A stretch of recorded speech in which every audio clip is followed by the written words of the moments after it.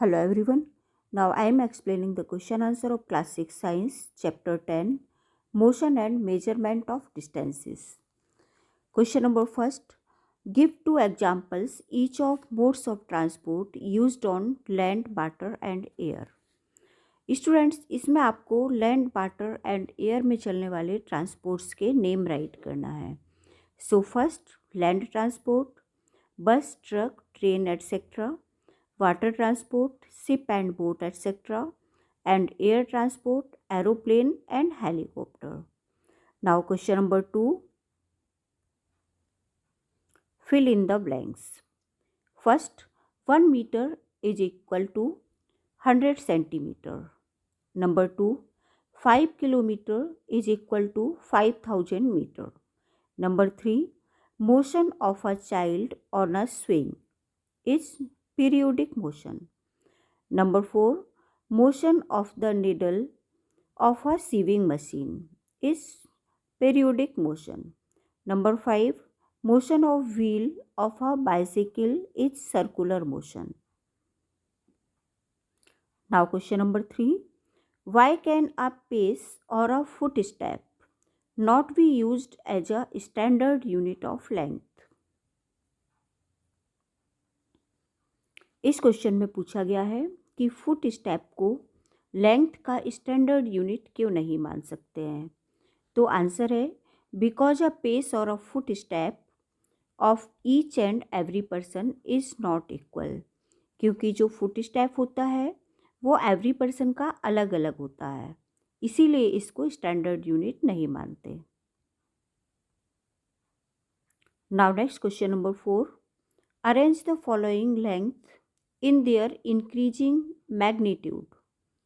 यहाँ पर कुछ लेंथ दी है, इनको इंक्रीजिंग ऑर्डर में लिखना है. इंक्रीजिंग ऑर्डर से हमारा मीनिंग असेंडिंग ऑर्डर में राइट करना है.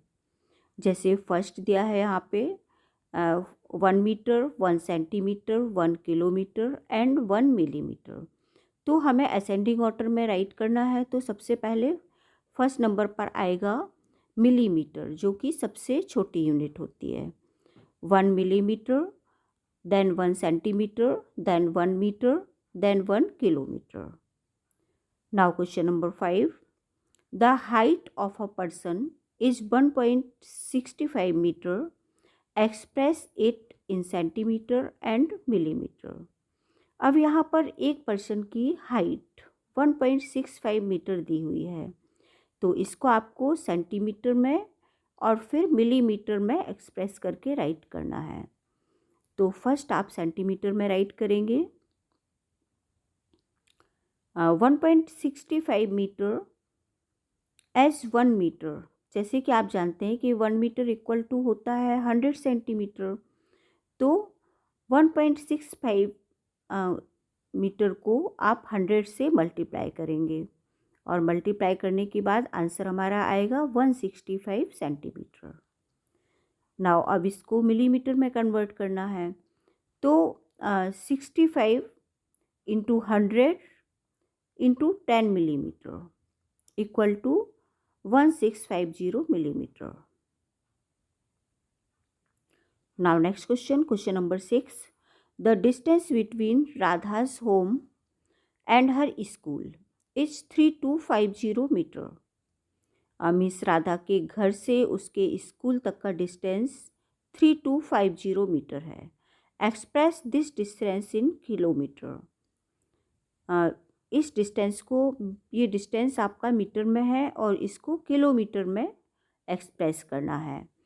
तो answer is as 1 kilometre equal to 1000 metre. So 3250 metre equal to 3250 upon 1000 kilometre. इसको डिवाइड कर देना है तो आंसर हमारा आ जाएगा 3.250 किलोमीटर. थस डिस्टेंस बिटवीन राधा's home and her school is 3.250 kilometre. Now next question, question number 7.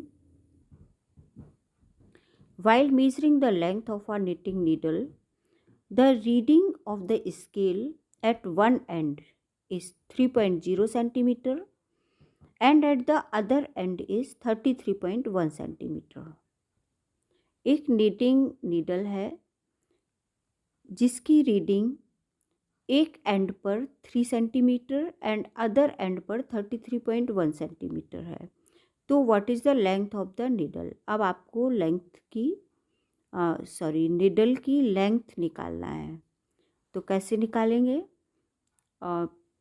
Length of the needle equal to, इसको आपको ये जो लास्ट एंड है इसका अदर एंड, उससे फर्स्ट एंड को माइनस कर देना है। तो लास्ट एंड है आपका 33.1 सेंटीमीटर और इसका फर्स्ट एंड था 3 सेंटीमीटर।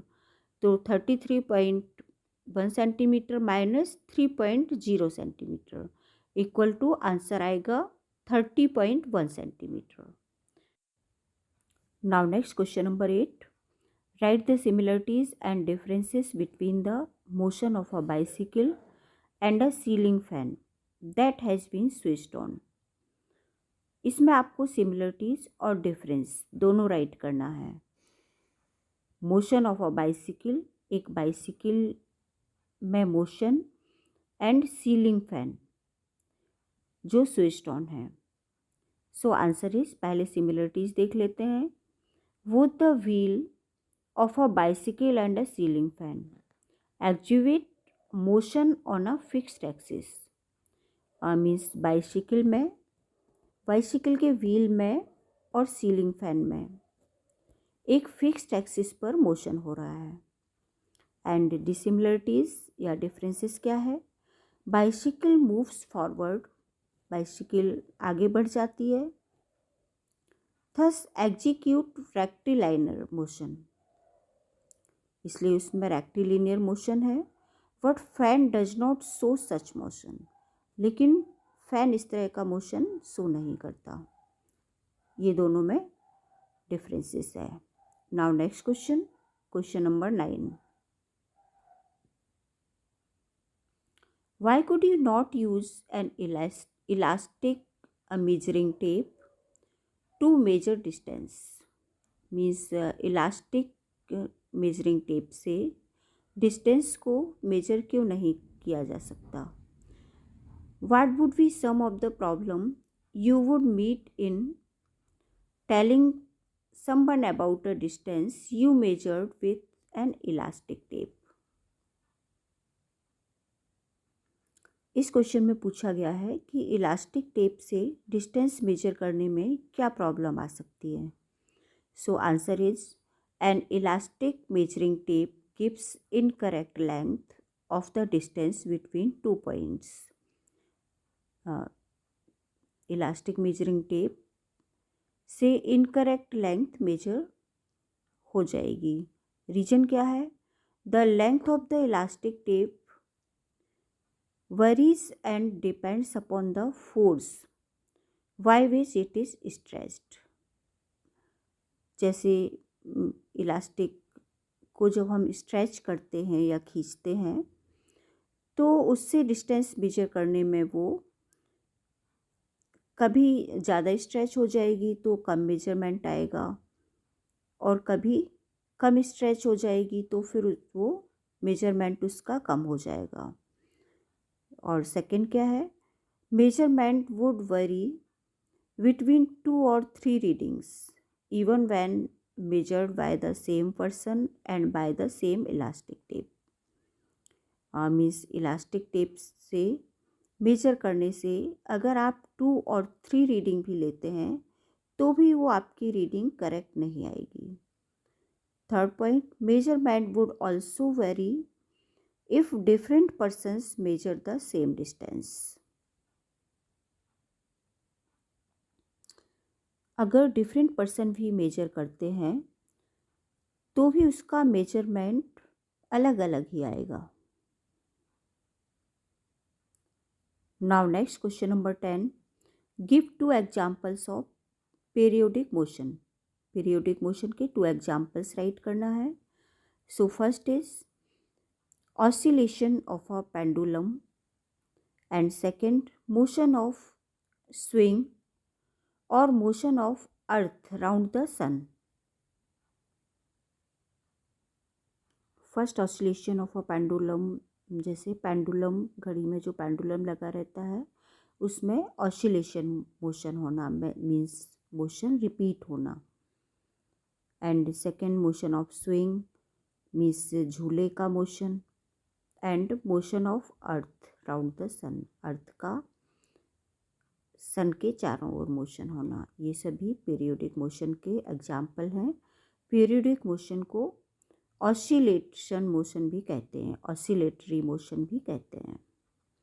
सो क्वेश्चन आंसर आपके कंप्लीट हो गए हैं। इनको नोटबुक में राइट कर लीजिएगा एंड लर्न कर लीजिएगा। Okay students, thank you.